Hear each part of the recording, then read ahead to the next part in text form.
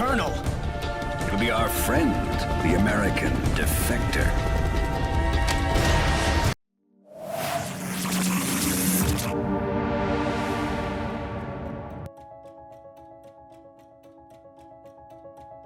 Alright guys, thank you for tuning into the channel and welcome to the video. Let's go ahead and take a look at the latest gaming and PlayStation news, rumours and leaks. We could be about to get a new Metal Gear Solid game, a remake of one of the older MGS games. The producer behind the Metal Gear Solid series, Noriaki Okamura, I hope I've pronounced that correctly, Noriaki Okamura, has revealed in an interview with Famitsu that the future of the franchise remains undecided beyond the upcoming Metal Gear Solid Snake Eater game. The team is waiting to gather player feedback from the Snake Eater remake before making any decisions regarding further projects. When asked about the possibility of remaking another classic title from the series, Okamura indicated that they would only consider it after completing the current project. He explained that remaking earlier titles such as the Metal Gear Solid or Metal Gear 1 and 2 would pose unique challenges. These games would likely require significant reworking, particularly in areas like level design, which would not be able to follow the same methods used for Metal Gear Solid Delta. Okamura also raised a key question for the development team. Is it feasible for us to actually continue the Metal Gear series? And if so, how far should we go? That's a fair question, right? Is it feasible? Are enough people interested in the Snake Eater game supposedly coming out later this year? Well, time will tell. He emphasized that the team wants to assess the audience's reaction to MGS Delta before charting a course for the future of the franchise. Okamura acknowledged that there are only a few members left who worked on the original games, so there is an urgency to preserve the legacy of Metal Gear Solid for the next 10 to 50 years or so. Okamura also recently apologized for the absence of a specific release date for Metal Gear Solid Delta Snake Eater, explaining that Konami wants to avoid setting unrealistic expectations. Now that's got me a little bit worried because we're only 2 months away from the end of the year and the game was slated to be released this year. The upcoming Metal Gear Solid Delta Snake Eater is a remake of the beloved PS2 stealth action game. While the remake stays true to the core of the original, players will be able to select between a modern over-the-shoulder camera or a more classic zoomed-out view. One of the key developers of the game goes on to say that the camera choice will have a big impact on the gameplay difficulty. Initially, the developers intended to allow players to switch between the classic view and the zoomed-out view, so they wanted to be able to switch to different camera styles during the gameplay, but they later opted against doing that. The developer goes on to say that the new style camera provided a wider field of view and enabled players to shoot while moving, which reduced the challenge of the game significantly, essentially making it a little bit more easier. So balancing the game for both views simultaneously was difficult, so they ultimately split the gameplay into two distinct styles. Now this sounds very interesting. The classic legacy style closely mirrors the difficulty of the original game, while the new style is balanced as a fresh experience. So great news for those that are into Metal Gear Solid games. Firstly, if Snake Eater does well, the devs are likely to go ahead and remake another of the classic MGS games, which is fantastic news because I am a fan of the MGS games. And the other thing to take away here is that there's going to be a lot of replayability with the different style of cameras too, so allowing you to complete the game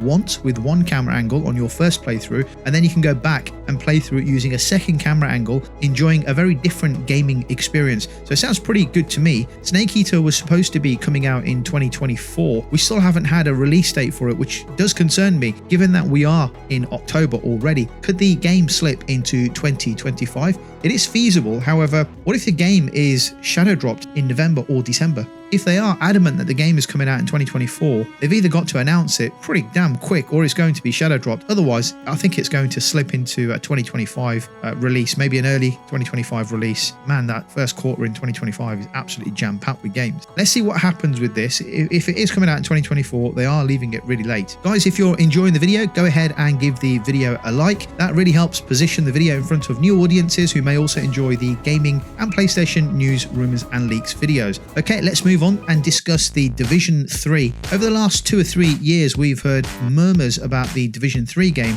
but nothing concrete, nothing to really get our teeth stuck into. At one point, lots of people thought that Ubisoft had actually finished with the Division franchise. Well, good news, as it appears, Ubisoft is moving forward with its development for the Division 3 game. Ubisoft Massive is ramping up its hiring efforts for Tom Clancy's The Division 3, with the latest recruitment drive now focusing on a level design director. The company is seeking an experienced candidate with expertise in AAA game development, particularly in level design. The job description does emphasize the need for someone who can guide the team in creating engaging levels and puzzles, whilst ensuring that all design elements are completed on schedule and to the highest level of quality. The level design director will also be responsible for sharing the overall vision for level design across projects, coordinating with various teams and stakeholders, and overseeing the entire design process to ensure that the gameplay experience is both fun and challenging. Ubisoft Massive has been actively hiring for several positions to support the Division 3,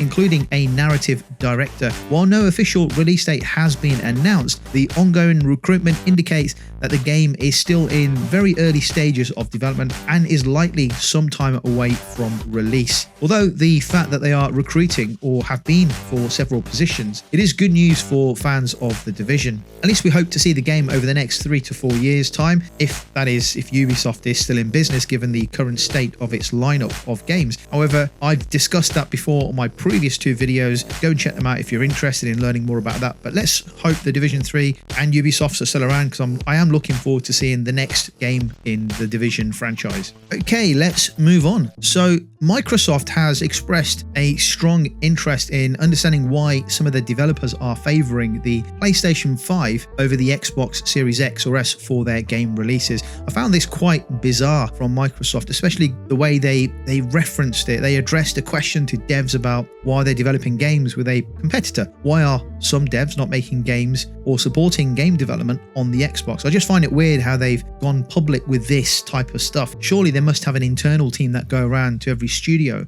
and regularly meet with the development teams of third-party studios and so on to try and understand how Xbox can help with game development. Clearly that's not happening. A recent post then on Microsoft's official developer site asks for feedback from creators who have chosen not to develop for the Xbox platform, specifically seeking insights from those working on competitor platforms. The company stated, "If you are not on Xbox, we'd love to know why, and honestly, if you are using our competitors' products, you'll probably have a valuable perspective we can learn from." Microsoft emphasizes the importance of avoiding an echo chamber by gathering viewpoints from developers who aren't already deeply embedded within the Xbox ecosystem. In recent years, an increasing number of developers have raised concerns about the challenges posed by developing for the Xbox Series S, which is the less powerful console in the Xbox Series family. Due to Microsoft's mandate that all games must be released on both the Xbox Series X and the S, developers sometimes face difficulties in optimizing their titles for the lower spec hardware. Several smaller studios have publicly voiced frustrations with Microsoft's communication practices, which have led some to delay or even skip Xbox releases altogether. There have been speculation that Sony is securing these developers with exclusive deals, but it appears the issue is more complex, with Microsoft recognizing the need to address the challenges that developers are facing. To address these concerns, Microsoft has shifted its focus from simply gathering player feedback to also engaging directly with the developers. The company's goal is to address pain points and to make the platform more appealing to its game creators. This move comes as the PS5 continues to significantly outsell the Xbox Series X and X.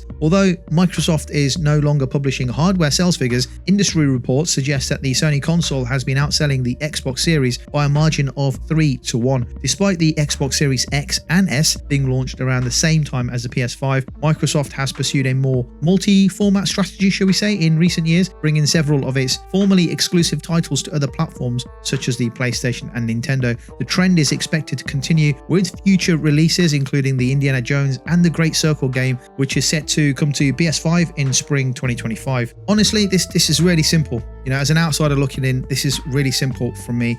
There's not one attack point here from a Microsoft perspective. Microsoft needs to address several factors which will help boost game development on the Xbox platform. And let's be real here, we all need Xbox to continue to be around as a console, not just a Game Pass system. but an actual piece of hardware competing with PlayStation. I remember some of the best times in gaming when I was growing up was when we had PlayStation, we had Xbox, we had Dreamcast for a period of time. You know, they were all going head to head. The PS2, with the PS3, the Xbox 360, Dreamcast was in that kind of era. It's brilliant. So we need consoles to compete. So from my perspective, games going into Game Pass day and date needs to stop. That's the first thing. If Xbox first party makes a new game, then it goes to retail and is sold like every other game. It's exclusive to the Xbox console, and that should be the marketing. It's exclusive. This gives the console relevancy. Games then go to Game Pass and PC after several months or maybe a year or two later, depending on game sales, right? That's the first part of the process. That will drive people to buy the console. If you want to play the next Elder Scrolls game, you've got to buy an Xbox console. That's it. It's not going to be anyone else. And people will go out and buy consoles. I would. I've already got one.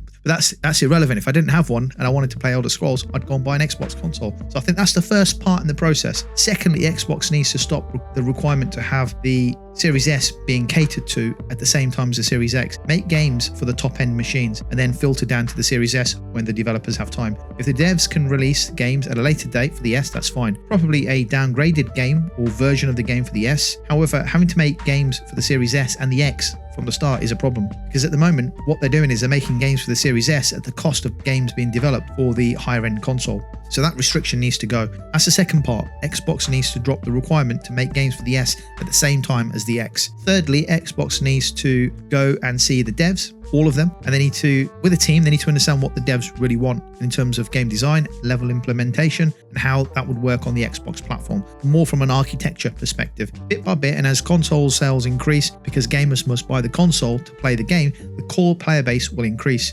They also need to start advertising only on Xbox or exclusively on Xbox rather than no console required. That's a joke. Cannot have an advert that says no console required to play Xbox games, right? They need to nip that in the bud. But bit by bit, as console sales increase, because gamers are now having to buy a console to play the game, the core player base will increase. Third-party devs will start to become interested in making games for the Xbox, especially given that they're targeting a powerful Series X or next generation console, which is not being held back or tied to the Series S. Let me know your thoughts in the comments down below about how Xbox can entice devs back to the platform. What does it need to do to get more third-party developers making games again on the platform? Thanks for watching. If you liked the video, give it a thumbs up, and I'll catch you on the next video.